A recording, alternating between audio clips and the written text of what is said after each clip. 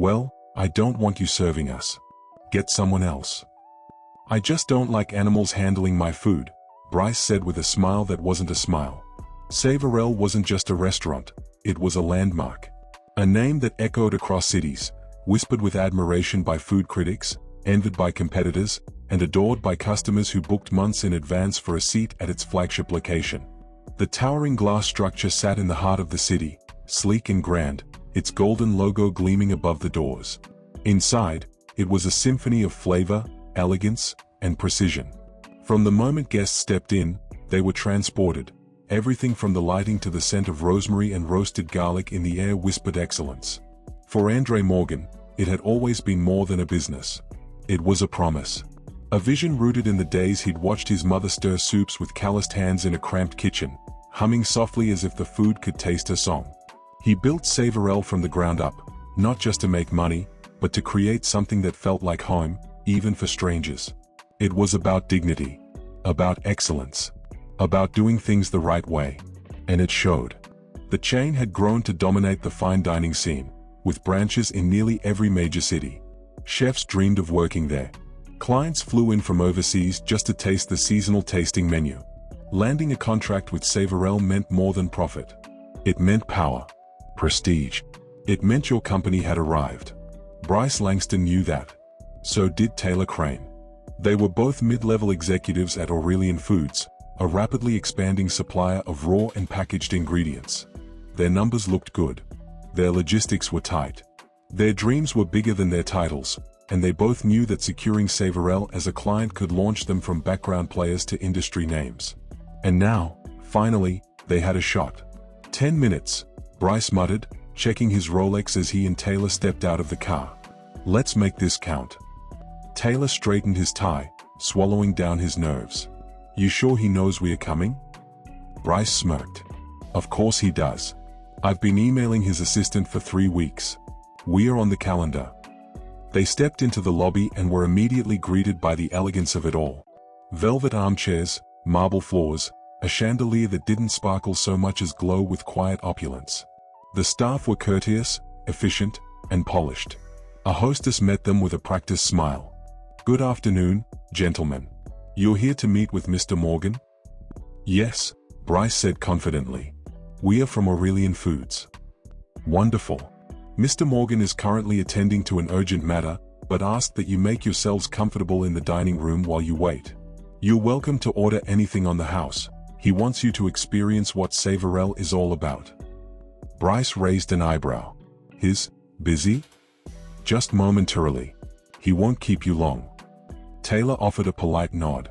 We appreciate it. They were guided into the main restaurant space, and even Bryce, who considered himself above being impressed, had to admit, it was stunning. Tables spaced with precision, waiters moving like clockwork, the low hum of quiet conversations and clinking glasses filling the air like music. They were seated near the windows, menus placed in front of them, and glasses filled with sparkling water before they could ask. The efficiency was almost intimidating.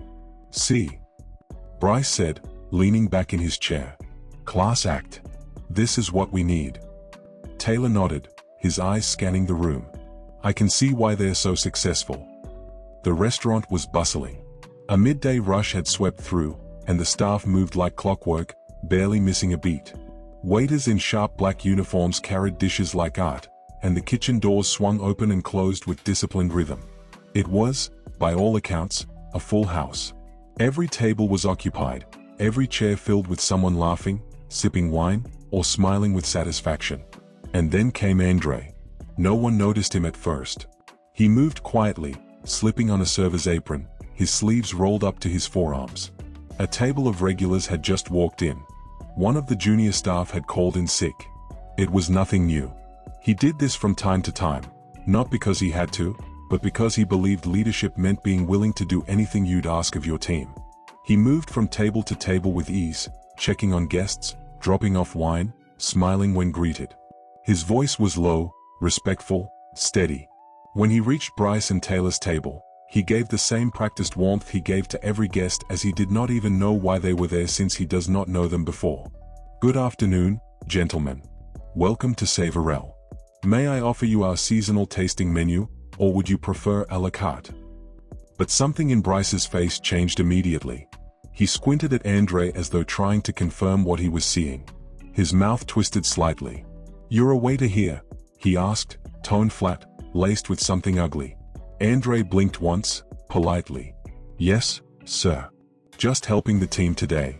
May I get you started with something to drink?" Taylor looked down at his napkin, but Bryce leaned back in his seat, almost amused. "Is this part of the branding?" he said, looking around. "Hiring, what, charity cases to make people feel good while they eat?" Andre didn't flinch. "We hire based on ability, sir."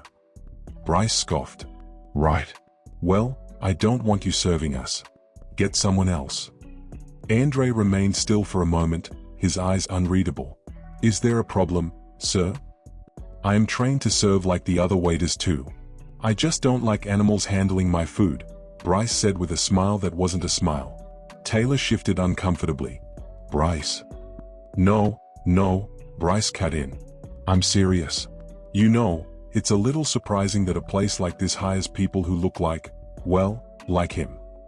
Andre gave a small nod, bowed his head slightly, and said, "I'll see if another waiter is available." He stepped away with the same calm he'd come with. Inside, something cracked. Not because he hadn't heard worse, he had. But because, in this space he'd built from blood and grit, his presence was still something to be questioned. His skin was still something to be disrespected. Still something some people saw before his intellect, his vision, his power. He told another waiter to attend to them while he attends to other people in the restaurant. Bryce laughed a little too loudly after he left. Jesus. What a joke. Imagine the CEO finding out they've got some street rat serving high-end clientele. Taylor didn't respond. He sipped his water, his eyes following the man as he left. Neither of them knew they'd just insulted the very man they'd come to impress. Neither of them had the faintest clue that the door upstairs was about to open, and that behind it, the waiter they just humiliated would be waiting, not to serve, but to decide their fate. The clock on the wall ticked past the hour, but Bryce didn't seem to mind. He leaned back with his arms draped lazily over the back of his chair, his smirk never leaving. Taylor, meanwhile, had grown visibly quieter, picking at his half-finished appetizer while darting occasional glances toward the dining room staff. It hadn't sat right with him, what Bryce had said, how casually it had spilled out. But Taylor had always been the type to smooth things over, not rock the boat. He told himself they were just jokes, that Bryce didn't really mean it. That's what he always told himself. When the guest has reduced to what the staff on ground could handle, the rest, in the corner of the restaurant, Andre took off the apron, handed it to one of the staff quietly, and disappeared into the stairwell that led up to his office. Eventually, a different waiter approached and politely informed them that Mr. Morgan was now available and would see them in his office upstairs. They were to follow him. Bryce stood with the swagger of a man walking into a deal he was sure he'd already won. He straightened his blazer, adjusted his cufflinks, and threw one last glance over his shoulder at the restaurant floor. "I hope their CEO's got more sense than their staff," he muttered. The hallway upstairs was different, quieter, sleeker, more refined. Walls of frosted glass, minimalistic art, the faint scent of sandalwood lingering in the air. It was a world apart from the bustling clatter of dishes and chatter downstairs. At the end of the corridor stood a dark wooden door, half open. The waiter gestured silently, and the men stepped inside. The office was tastefully modern. Floor-to-ceiling windows bathed the room in natural light. A long table stretched near the center, clean and orderly, with a sleek laptop open and a crystal decanter off to the side. And then came footsteps. Measured. Calm. Andre Morgan stepped through the opposite door. No apron now, just a crisp tailored suit, his posture regal, his presence commanding. His eyes were steady, his face unreadable. Bryce blinked twice. He stared. Taylor's mouth went dry. Andre didn't smile. "Gentlemen," he said, "you are the one that wanted to see me?" There was a moment, just a breath, of disbelief. Bryce's face twitched. He looked from Andre to Taylor, back to Andre, as if waiting for the punchline. You're Andre Morgan?" he said, his voice tight. "I am." "You're the CEO?" Andre nodded slowly. "Yes." "And you are Mr. Langston and Mr. Crane from Aurelian Foods? Pardon my manners, please, have a seat." Taylor sat almost immediately, his face pale. Bryce hesitated, then dropped into the chair stiffly, like a man trying to salvage what he could from a wreck.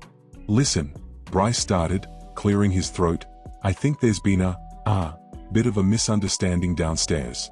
We didn't realize you were." Andre tilted his head slightly. "You didn't realize I was what?" Bryce fumbled.